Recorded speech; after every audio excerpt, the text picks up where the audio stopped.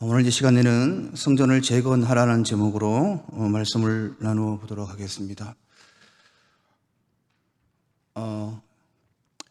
황령산이라 이렇게 높은 우리 이렇게 산이나 이렇게 타워에 올라가면요, 참 많은 십자가들이 정말 보입니다.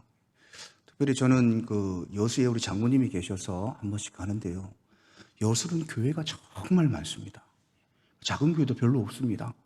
다 웬만한 중자교회들로 다 이렇게 있거든요. 한 동네에 뭐 한 10개 정도, 뭐 20개 정도 있는 동네도 있더라고요. 저희 장모님은 불교 신자입니다. 아직도 목사가, 사위가 목사인데, 아직도, 교회를 안 나가고 계십니다. 좀 나가시자 하면, 그래, 좀 이따 가겠다는데, 연세가 벌써 85세신데, 언제 가시겠다는 얘기입니까? 저도 지금 마음이 급하고, 저희 집사람 지금 마음이 급한데, 우리 장모님 살고 계시는 아파트 그 근처만 해도요, 제가 이렇게 산책을 해보니까 그 근처만 해도 7개의 교회가 있더라고요. 7개가. 여러분, 이 십자가가 참 많고, 밤에 이렇게 올라가 보면 빨간 십자가들이 참 눈에 많이 띄어서 참 뿌듯하고 감격스럽습니다. 근데 여러분, 이 수많은 교회들이 이 땅에 서 있는데, 정말 깨어있는 교회, 십자가의 능력을 나타내고 있는 교회는 얼마나 될까? 또 우리는 알지 못하지만 하나님께서는 알고 계실 것입니다. 그런데 보편적으로 지금 이 말세 시대의 교회들의 모습을 보면 십자가의 능력, 깨어있는 교회가 그다지 많지 않습니다. 이것은 우리가 부인하는 것이 아니라 현실적으로 받아들여야 될 문제들입니다. 자, 여러분, 그러면 교회가 왜 이렇게 십자가의 능력이 죽어 있고 말씀 속에서 성령으로 깨어있지 못하는 교회들이 더 많은가? 여러분, 교회와 성전을 구분하셔야 됩니다. 교회는 건물입니다. 그리고 그 건물 안에 우리는 성전입니다. 우리 개개인이 성전이기 때문에 이 성전 한 사람이 한 사람이 모여서 그 교회의 신앙을 좌우한다는 것입니다. 결론적으로만 얘기하자면 지금 이 말세 시대에 깨어있는 교회, 십자가의 능력이 상실된 교회, 그 교회가 많다는 것은 그 안에 거룩하고 성결하게 살아야 될 성전이 될 우리들이 그렇지 못하다는 것입니다. 그래서 교회를 탓할 것이 아닙니다. 목사를 탓할 것이 아닙니다. 그래서 네 자신부터 보아야 되는 것입니다. 내 자신이 거룩하고 성결한 성전이 지금 되어 있는 것인지. 고린도전서 3장 16절에는 분명히 하나님께서 말씀하십니다. 너희는 너희가 하나님의 성전인 것과 하나님의 성령이 너희 안에 계시는 것을 알지 못하느냐. 오늘 본문에서 21절에 보면 그러나 예수는 성전된 자기 육체를 가리켰다라고 말씀합니다.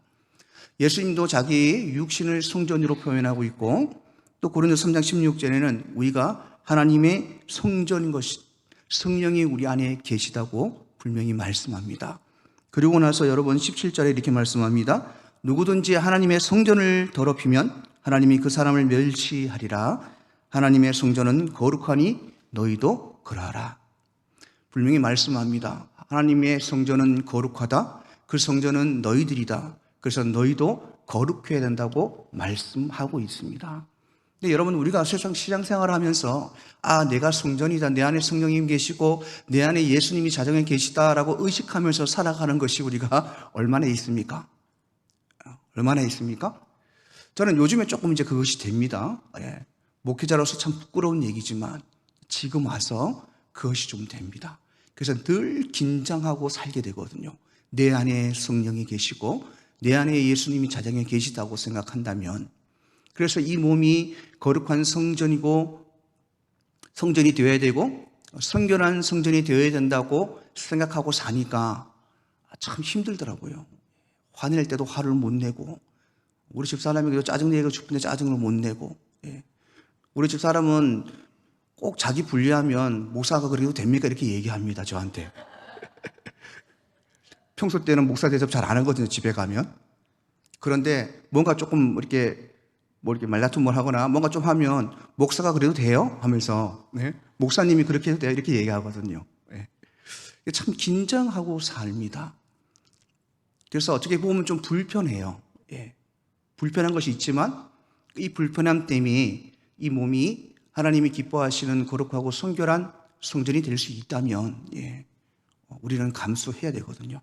사랑하는 성도 여러분, 이 시대에 이 교회가 이렇게 타락했다고 하고 말세 시대에 참 진리를 찾아볼 수 없고 십자가의 능력을 발휘하고 십자가의 삶을 사는 성도를 볼 수 없다는 이 안타까운 이 시대의 이유가 바로 여러분, 거룩한 성전이 되어야 될 우리들이 성전이 되지 못하고 하나님의 이름을 망령되이 여기며 살아가고 있기 때문입니다.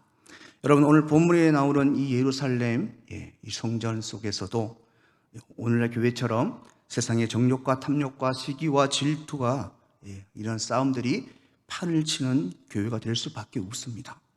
자, 그러므로 우리 개인의 몸이, 즉 우리의 삶이 거룩한 성전이 되지 아니하면 거룩한 교회, 성결한 교회, 하나님의 영광과 십자가의 능력이 나타나고 사랑이 가득한 교회는 여러분 존재할 수 없습니다. 교회의 큰 덩어리에만 의존하는 신앙,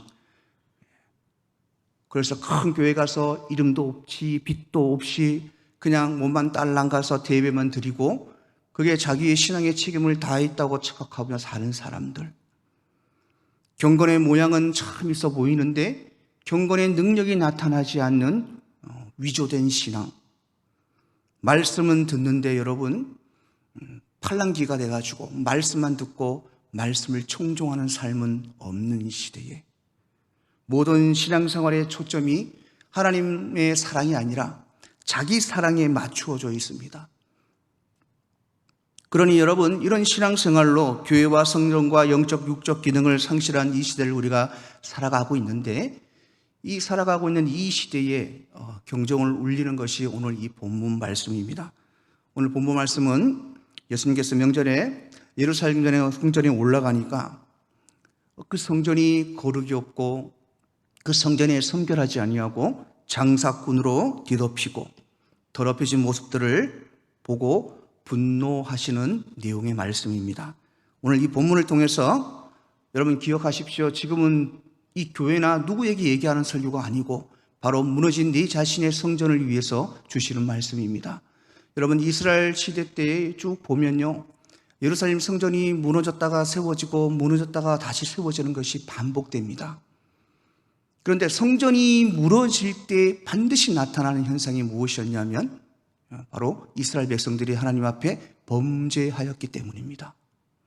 지금 여러분, 이 시대의 이 교회와 우리의 성전이 될 우리들이 무너져 있는 이 상태의 가장 큰 이유는 하나님 앞에 범죄하기 때문입니다.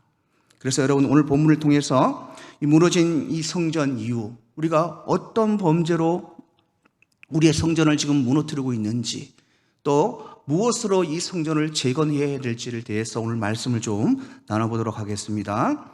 자, 오늘 본문 13절에 보면 유대인의 유월절이 가까운지라 예수께서 예루살렘으로 올라가셨다라고 얘기합니다. 자, 이 예루살렘 성전을 나라고 우리가 좀 생각을 하고 말씀을 들었으면 좋겠습니다. 자, 올라가 보니까 14절에 뭐라고 합니까? 성전 안에서 소와 양과 비둘기 파는 사람들과 돈 바꾸는 사람들이 앉아 있는 것을 보시고 라고 말씀합니다. 거룩과 성결과 예배와 기도가 가득해야 될 성전에서 세상의 온갖 더러운 것들, 소와 양과 비둘기, 그리고 그것을 파는 사람들, 돈을 바꾸는 사람, 육신의 욕구와 욕정이 가득한 이 성전을 보시고, 이 탐욕과 탐심으로 가득한 이 더럽혀진 성전을 보시고 예수님께서 진노하시는 것을 볼 수가 있습니다. 자, 우리의 성전이 이 시대에 우리가 왜 무너져 있는가? 우리들의 신앙이 거룩하지 못하고 성결하지 못하고 왜 이 성전들이 자꾸 무너져가고 무너져 있는가? 그 이유에 대해서 우리가 좀 말씀을 한번 나눠보겠습니다. 첫 번째, 여러분, 우리가 이 교회가 무너져 있고 내 신앙과 내 성전이 무너져 있는 이유는 무엇이냐면 하나님과 거래하는 신앙을 하기 때문에 그렇습니다. 오늘 14절과 16절 한번 보겠습니다. 14절에 보면 성전 안에서 소와 양과 비둘기 파는 사람들과 돈 바꾸는 사람들이 앉아있는 것을 보시고, 16절에 예수님께서 이렇게 말씀하십니다. 비둘기 파는 사람들에게 이르시되 이것을 여기서 가져가라. 내 아버지의 집으로 장사하는 집을 만들지 말라고 얘기합니다. 자, 장사하는 신앙. 장사는 여러분 거래하는 것이죠. 예, 거래하는 신앙입니다. 요즘에 이 말세시대 이 시대에도 그런지 모르겠지만은 지금 이 시대에 가장 여러분 우리의 성전이 될 우리의 신앙이 무너지는 이유가 무엇이냐면 하나님과 거래하는 신앙을 가지기 때문에 그렇습니다. 거래하는 신앙이 무엇입니까? 첫 번째 여러분, 천국 가기 위해서 신앙생활을 하는 것입니다. 천국을 가기 위해 신앙생활하는 것 여러분 맞습니까? 여러분 천국 가기 위해서 지금 예배드리고 기도하고 그러고 계십니까? 한평생?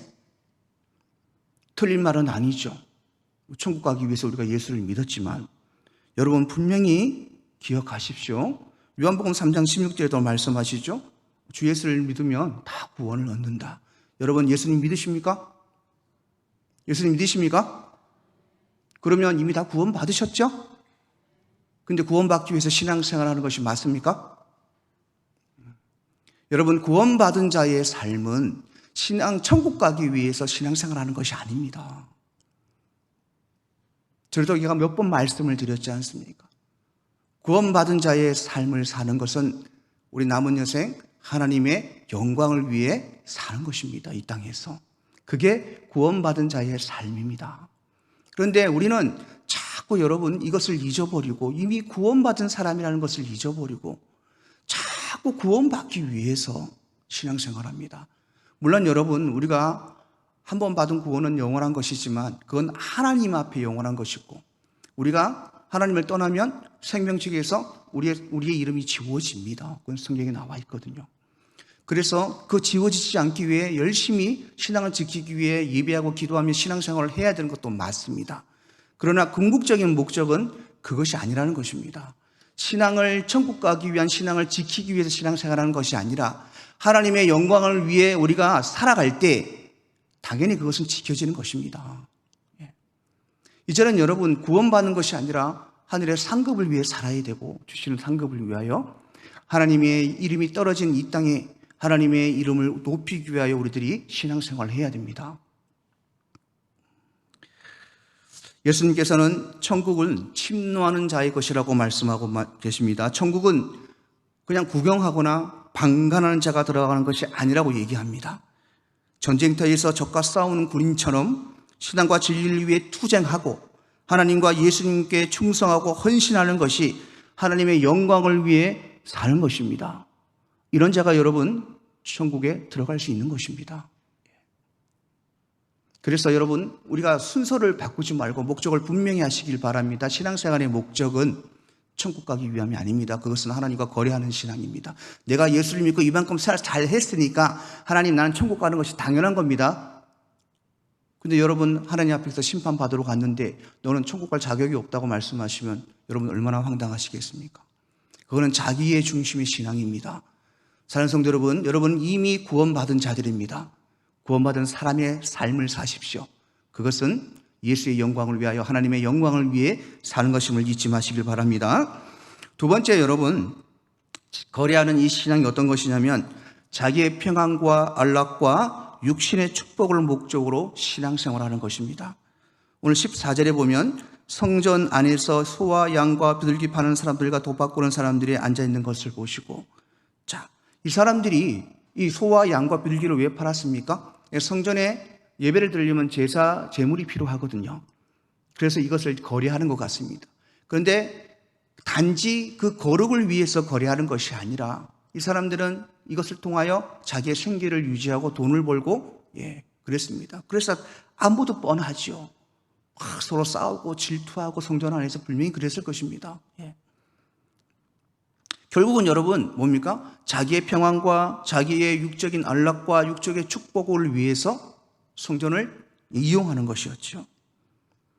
마태복음 4장 4절에 예수님께서 이렇게 말씀하십니다. 예수께서 대답하여 이르시되 기록하였을 때 사람이 떡으로만 사는 것이 아니라 하나님의 입으로부터 나오는 말씀으로 사는 것이라. 여러분 하나님의 말씀으로 살아가십니까?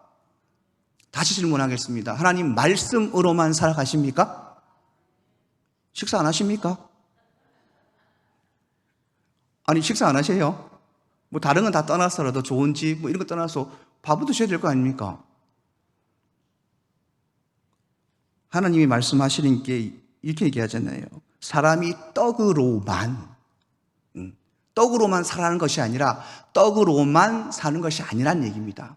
당연히 우리가 육신에 필요한 것들 당연히 우리가 추구하고 먹고 마시고 해야죠. 하나님 주신 것인데.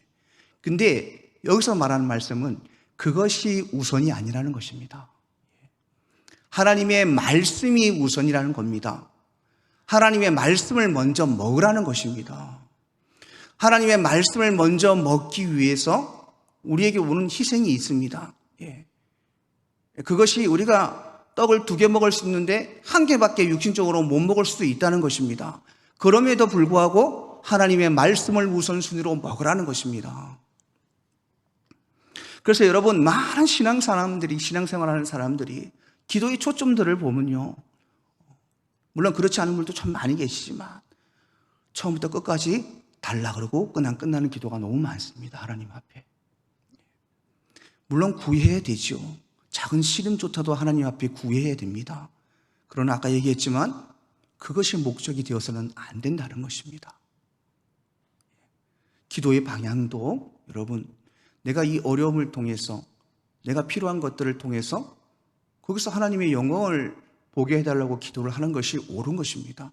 그걸 달라고만, 채워달라고, 힘들다고만, 이 힘듦을 좀 없애달라고만 기도하는 것이 아니라는 것입니다. 그래서 여러분, 예수를 믿으면 복 받는다고 얘기합니다. 복 받았습니까, 여러분? 재벌 되셨습니까? 재벌 되셨습니까? 안 되셨잖아요. 아파트 한 1,000평짜리 삽니까? 복 받으셨습니까?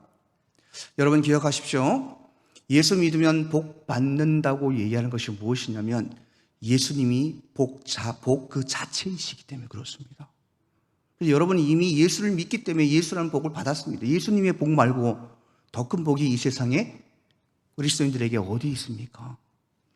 여러분, 예수님을 믿으면 잘 될 것이라고 얘기합니다. 여러분, 잘 되셨습니까? 잘 되시면서 사셨습니까? 저는 과감하게 얘기합니다. 저는 잘 되지 못했습니다. 세상적으로 보면. 근데 예수님 믿으면 다 잘 될 것이다. 형통할 것이라고 얘기합니다. 여러분, 성경에 분명히 나와 있습니다. 하나님께서 요셉이 그 삶이 형통하다고 얘기하는 것이 그가 국무총리가 되어서 잘 나갈 때 하신 말씀이 아닙니다. 그가 노예로 팔려갔을 때 하나님이 그와 함께 하기 때문에 그 삶이 형통했다고 얘기합니다. 그가 감옥에 갇혔을 때 하나님이 그와 함께 계셔서 요셉의 삶이 형통하다고 얘기합니다. 눈으로 보면요, 그게 형통입니까? 그런데 하나님이 말씀하시는 형통이 무엇이냐면 우리의 환경과 관계없이 그냥 하나님이 나와 함께하는 것이 우리의 삶의 형통이라고 말씀하고 있습니다. 그래서 여러분은 이미 잘 되셨습니다. 앞으로 뭐 저 잘 될 것도 없습니다. 하나님이, 예수님 그 자체가 우리의 삶의 형통이기 때문에 그렇습니다. 자, 세 번째, 여러분, 거래하는 신앙은 주님의 목적과 이적의 능력을 통해 세상의 유익과 명예를 얻고자 하는 것입니다. 이것은 평신도보다는 어떤 교육자들, 목회자 이상들에게서 나타나는 것들입니다. 빌립보서 4장 13절에 보면 이런 유명한 말씀이 있죠. 네게 능력 주시는 자 안에서 네 모든 것을 할 수 있느니라 라고 말씀하고 있습니다. 여러분, 하나님이 우리에게 모든 능력을 주신다는 사실입니다. 누가 주신다고요? 하나님이 주시는 겁니다.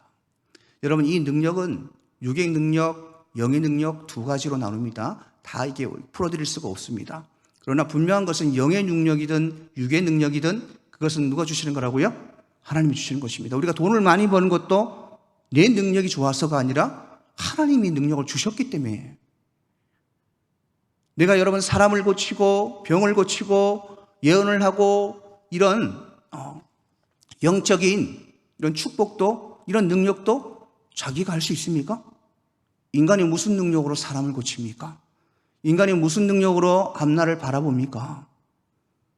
인간이 무슨 능력으로 그 사람의 병을 고칩니까? 못합니다, 여러분. 하나님의 능력입니다. 분명히 여러분 내게 능력 주시는 자 안에서라고 얘기합니다. 근데 이 사실을 우리는 너무나도 잊고 삽니다. 조금 잘 되고 조금 물질의 축복을 받거나 이러면 다 나의 능력입니다. 물론 여러분 내가 노력하고 내가 똑똑하고 내가 했기 때문에 맞는 건 맞아요. 근데 그 똑똑함도 그렇게 할 수 있는 그 능력조차도 하나님이 내게 주셨다는 것을 알아야 됩니다. 설교를 잘하고 찬양을 잘하고 특별한 은사를 통해서 병을 고치고 목회자들 여러분 왜 타락하는 줄 아십니까? 하나님이 주신 능력이라고 생각하지 않기 때문에 그렇습니다. 여러분 기억하십시오. 저는 세월이 지나가면 지나갈수록 느끼는 것이 무엇이냐면 내가 가지고 있는 내가 생각하는 이 능력을 가지고는 진짜 아무것도 할 수 없구나. 뼈저리게 느낍니다. 뼈저리게. 그럴 때마다 하나님을 더욱더 의지하게 되는 겁니다.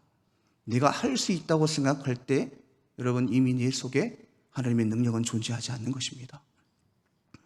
사랑하는 성도 여러분, 자신의 영광을 위해 또 하나님의 표적과 이적의 능력을 사용하지 않기를 바랍니다. 모두 다 하나님이 주신 것이라고 우리가 믿고 하나님의 능력을 더 의진하고 나는 아무것도 할 수 없습니다라는 고백들이 우리의 삶에 반복되기를 주님으로 축복합니다. 자, 크게 두 번째는 이제 우리의 성전이 왜 무너지냐면 우리가 주의 전을 사모하는데 이 잘못된 열심으로 신앙생활을 하고 있기 때문에 그렇습니다. 요한복음 2장 17절에 오늘 본 말씀에 보면 제자들이 성경 말씀에 주의 전을 사모하는 열심이 나를 삼킨 것을 기억하라. 이 무슨 말씀입니까, 여러분? 말씀이에요. 성경 말씀이 주의 전을 사모하는 열심. 너희가 주의 전을 열심히 사모하고 주의를 열심히 한 것 때문에 내가 죽었다라고 표현하는 것입니다. 유대인의 예를 들어보면 여러분, 진짜 유대인은 지금도 우리가 따라갈 수 없는 신앙생활을 합니다. 예. 그런데 유대인의 신앙생활의 목적이 무엇이었습니까? 그들은 겉으로 보면 정말 완벽한 하나님을 믿는 사람들입니다. 얼마나 열심히 있습니까? 그들의 열심이. 근데 그들의 열심은 가짜라고 성경은 얘기합니다. 율법을 지킴으로 구원받을 수 있다. 다시 말하자면 자기들의 행위로 구원을 받을 수 있다고 얘기합니다. 그리고 모든 그 신앙생활이 자기를 나타내기 위한 자기 자랑에 초점이 맞춰져 있습니다. 여러분 언뜻 보면 정말 열심히 신앙생활하는 사람들이잖아요. 완벽하게 하나님의 율법을 800개나 쪼개가지고 그것을 지키기 위해서 전에 우리 담임 목사님이 얘기하셨나? 누가 얘기하셨죠? 아니 제가 유튜브 설교를 본 것 같습니다. 어떤 목사님이 설교를 하셨는데 기억이 잘 안 나는데 이번에 엘리베이터를 탔는데요. 이스라엘에 가서 이스라엘에 한 사람이 타더랍니다. 근데 그날이 이제 안식일이었대요. 근데 옆에 있는 목사님 보고 13층을 눌러달라고 얘기를 합니다. 왜 손짓 말짱한데 자기가 안 누르고 그날 안식일이라서 그걸 못 누른답니다. 그래 너무 기가 차갖고 목사님이 그냥 눌러줬다고 얘기를 하더라고요. 자기 열심입니다. 여러분 이 잘못된 신앙은 나를 삼키리라고 분명히 말씀하고 계십니다. 자, 이것이 우리 지금 현대사회에도 우리 신앙에도 이 교회가 무너지고 있는 이유 중에 하나입니다. 참 열심히 신앙생활 하시는 분들 너무 많습니다. 근데 그것이 자기의 열심으로 끝나는 것입니다. 그 열심 때문에 결국은 보세요. 그 열심을 사람들이 알아주지 아니하면, 담임 목사님이 알아주지 아니하면 어떻게 됩니까? 교회에 분란을 일으키고 교회를 떠나거나 어쨌든 간에 예수님을 죽이는 일에 동참하는 사람이 되는 것입니다. 그래서 오늘날 이것이 우리 교회의 이 한국 교회도 마찬가지지만 외국 교회도 그렇습니다. 한국 교회 특히 여러분 이 잘못된 열정으로 하나님을 섬기는 것, 이것 때문에 예수님이 죽는 것을 모르고 있다는 것입니다. 늘 표적을 구하는 신앙이 있고 더 나아가서는 변질되어진 이 잘못된 내 신앙생활에 연륜으로 신앙생활하는 분들이 많습니다. 여러분 오늘 20절에 보십시오. 유대인들이 이르되 이 성전은 36년 동안에 지었다고 얘기합니다. 예수님이 그 성전 내가 무너뜨려버려. 그러면 내가 3일 만에 그 성전을 다시 일으키리라고 말씀을 하시거든요. 이게 영적인 의미인데 무지한 자는 깨닫지 못하는 거예요. 36년 동안 지었다잖아요, 그 성전을. 여러분, 우리가 50년, 60년, 70년 때로는 모태신앙으로 열심히 신앙생활하는 이 연륜 때문에 자기의 신앙이 삐뚤어져 있고 자기의 신앙이 잘못되어 있는지를 깨닫지 못하는 영적 무덤에 있는 자들이 너무나도 많습니다. 너무나도 많습니다, 여러분. 현실 속에서. 솔직히 우리 권사님들 여러분들도 같이 교제하면서 그런 분들을 좀 느끼고 보았을 것입니다. 아, 저건 아닌데. 근데 그분은요, 그게 내가 오랫동안 신앙생활을 해왔고 내가 경험했던 것들이 옳은 것이라고 생각을 하는 경우들이 너무나도 많습니다. 그래서 오랜 신앙생활의 연륜은 있지만 그 오랜 시간 동안 변질되어 버려져서 세상 것으로 더럽혀진 자신을 보지 못하는 그 신앙이 결국 내 안에 거룩한 성전을 여러분 무너뜨린다는 것입니다. 자, 여러분, 이렇게 우리의 성전이 무너지고 있는 또는 무너져 있는 우리 개인의 이 성전을 보시고 주님이 어떤 반응을 일으킵니까? 이 더럽혀진 성전에 대한 주님의 반응은 오늘 15절에 나옵니다. 노끈으로 채찍을 만드사 양이나 소를 다 성전에서 내쫓으시고 돈 바꾸는 사람들의 돈을 쏟으며 상을 엎으셨다. 그러고 나서 뭘 하십니까? 내가 이 성전을 다시 세우리라 하시면서 19절에 보면 예수께서 대답하여 이르시되 너희가 이 성전을 헐라 내가 사흘 동안에 일으키리라. 여러분, 우리의 이 영적 성전은 무너진 성전은 절대 누군가가 세울 수 없습니다. 예수의 이름으로만 세워질 수 있습니다. 이거 명심하셔야 됩니다, 여러분. 예수가 내 안에 회복되지 않는 성전은 절대 재건되지 않습니다. 그래서 성전을 더럽히는 모든 죄들을 십자가에 못 박고 부활을 통해서 새 성전을 지으시겠다는 말씀이기도 합니다. 그러면 이 반응, 예수님의 이 말씀에 대한 우리의 반응은 어땠습니까? 20절에 한번 보시길 바랍니다. 유대인들이 이르되 이 성전은 46년 동안에 지었거늘 내가 3일 동안에 일으키겠느냐 하더라. 예수님이 채찍을 가지고 아무리 너희들이 깨어나야 된다, 성전을 건축 새로 해야 된다고 아무리 때려도 여러분, 이렇게 오랜 동안 잘못된 영적 이 경험과 영적 체험이 배어져 있는 사람에게는 무반응한다는 것입니다. 영적 무덤이 있기 때문에 부정하고 무시하는 모습으로 우리가 반응하고 있다는 것입니다. 자, 그렇다면 우리의 무너진 이 성전을 재건하는 것은 오로지 예수님밖에 없다고 말씀을 드렸습니다. 자, 이 성전을 재건을 하는 우리 방법을 한 두 가지만 나눠보겠습니다. 첫 번째는 먼저 여러분, 더러워진 이 성전을 헐어야 됩니다. 헐어야 됩니다. 헐지 않고는, 보통 우리가 여러분 건축을 할 때 재건축을 하거나 또는 우리가 집을 샀을 때 집이 뼈대가 괜찮으면 헐지 않고 리모델링을 하잖아요. 근데 뼈대까지 다 삭아버린 것은 어떻게 합니까? 다 무너뜨리고 새로 세운다는 것입니다. 뼈까지 다 삭아 있는 우리들의 이 잘못된 신앙생활, 이 성전을 여러분 헐어야 됩니다. 예수님의 채찍에 반응해야 된다는 것입니다. 그 반응하는 것이 무엇입니까? 회개입니다. 회개. 예수님의 이름으로만 죄를 용서받을 수 있다는 사실을 잊지 마십시오. 그래서 여러분, 우리 무너진 이 성전을 건축하기 위해서 가장 필요한 것은 예수님의 이름으로 회개하는 것입니다. 분명히 하나님은요, 우리에게 채찍을 드십니다. 우리를 사랑하시기 때문에. 무너져가는 우리의 이 성전을 재건하고자 채찍을 드실 때 여러분의 반응은 무반응이 아니라 예수의 이름으로 회개하는 반응을 보여야 된다는 것입니다. 두 번째, 여러분, 이 성전을 재건할 수 있는 것은 오늘 본문에 얘기하면 부활의 능력이라고 말씀하고 있습니다. 3일 만에 예수님께서 3일 만에 이 성전을 세우리란 이 3일만은 예수님의 죽음을 예표하고 부활을 예표합니다. 사흘 만에 부활하셨던 그 부활을 의미하시거든요.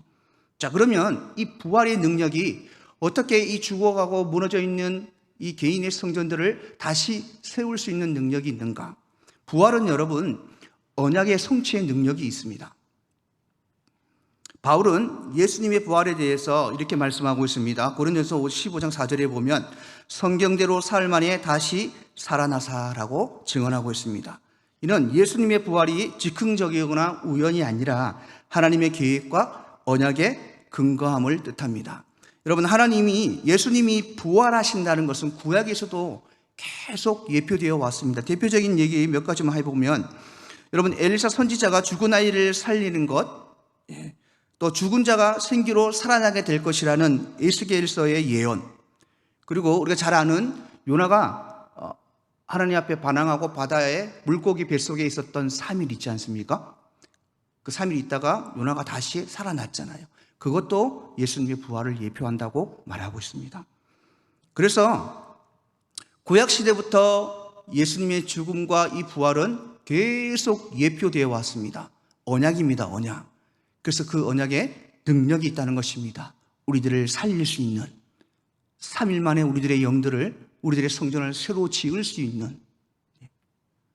또 부활은 여러분, 하나님의 아들로 확증케 하는 능력입니다. 로마서 1장 4절에 보면 죽은 자들 가운데서 부활하사 능력으로 하나님의 아들로 선포되었다. 다른 신들처럼 그냥 죽고 났다면 사람이었을 것입니다. 그러나 예수님은 부활하셨습니다.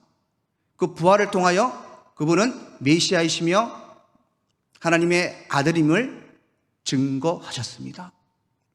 자, 하나님의 아들이라는 것은 하나님의 능력을 그대로 가지고 계신 분이란 말과 같습니다. 그러니 그런 분이 우리를 이 성전을 재건하시지 못하겠습니까? 셋째는 여러분, 부활은 회복의 능력입니다. 부활은 완전히 죽었다가 완전히 다시 살아나는 능력입니다. 그래서 여러분, 완전히 무너져 있는 이 성전을 새롭게 완전히 재건할 수 있는 능력을 가지고 계시다는 것입니다. 그리고 마지막으로 여러분, 부활은 승리의 능력을 가지고 있습니다. 여러분, 십자가 위에서의 비참한 예수님의 죽음은 부활을 통해 십자가 위에서 못 박힌 세상과 인간의 죄에 대해 최종적으로 완전한 승리를 선포합니다. 우리가 왜 성전이 무너져 있습니까? 사단과의 싸움에서 졌기 때문에 그렇습니다. 사단과의 싸움에서 승리할 수 있는 유일한 방법이 바로 예수 그리스도라는 이름입니다. 그리고 그 부활이 곧 승리를 예표하기 때문에 그렇습니다. 사랑하는 성도 여러분, 거룩한 성전은 세상에 빛이 없어야 됩니다. 여러분, 우리가 잘 아는 성막을 아실 것입니다. 성막 안에, 지성소 안에는 세상 빛이 하나도 없습니다. 절대 못 들어오도록 만들어 놨습니다. 그리고 그 안에 무엇이 있습니까? 금촛대, 기름으로 금촛대에 불을 붙여서 그 안에서 그 금촛대의 그 불만 그곳에 그것을 볼 수 있도록 만들어 놓았습니다. 세상 빛은 1도 들어오지 않도록 만들어 놨다는 것입니다. 우리의 이 거룩한 성전에는 세상의 빛이 없어야 됩니다. 오로지 여러분, 이 금촛대 믿음의 예수 그리스도가 향한 이 믿음의 불빛만이 살아있어야 된다는 것입니다. 사랑하는 성도 여러분, 말씀을 맺습니다. 이순신이 이런 명언을 했습니다. 살려는 자는 죽을 것이요 죽으려고 하는 자는 살 것이라. 자, 이와 비슷한 성경 말씀이 있습니다. 누가복음 9장 24절에 누구든지 제 목숨을 구원하고자 하면 잃을 것이요 누구든지 나를 위하여 제 목숨을 잃으면 구원하리라. 제가 저번 주에 말씀을 드렸죠. 우리의 신앙이 변질되어지고 성전이 무너져가는 이유 중에 하나는 무엇이냐면 살려고 예수를 믿기 때문에 그렇습니다. 분명히 오늘 성경 말씀은 얘기합니다. 살려는 자는 죽을 것이고 주를 위해 죽으려는 자는 살 것이라고 말씀드립니다. 결론입니다. 저번 주하고 똑같습니다. 저번 설교하고. 여러분, 우리의 성전을 재건하는 가장 큰 힘은 예수 그리스도이십니다.